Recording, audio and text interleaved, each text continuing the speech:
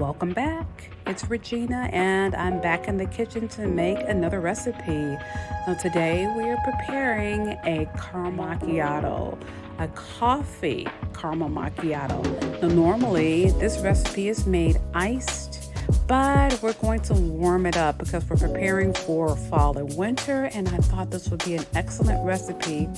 Now you may be surprised to know that this recipe is not coffee based, but it's actually made from roasted chicory root.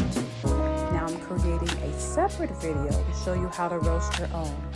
But this particular blend is blended with chicory root as well as dates and hazelnut just to amplify the flavor and give it a little sweetness.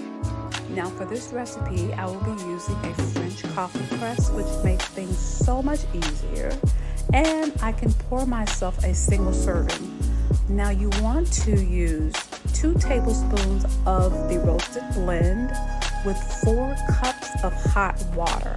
So if you want to double it to make 8 ounces, you simply add 4 tablespoons of the roasted blend and 8 ounces of hot water.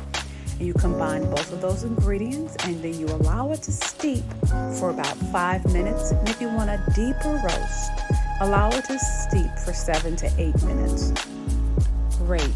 So now while we're waiting for it to steep, let's make the caramel cream. We'll combine 1/2 cup of coconut cream, that's full fat coconut cream, plus 1 tablespoon of coconut sugar, 1 teaspoon of cinnamon, and 1/2 teaspoon of pure vanilla extract.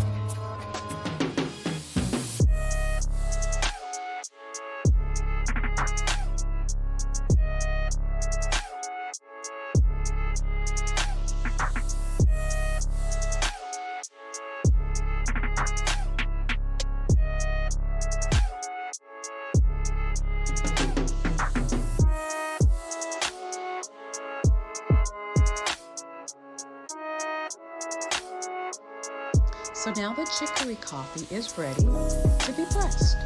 Simply use the plunger feature and press down firmly. This will separate the grounds from the liquid. And then we'll just transfer the hot liquid into a glass or a cup.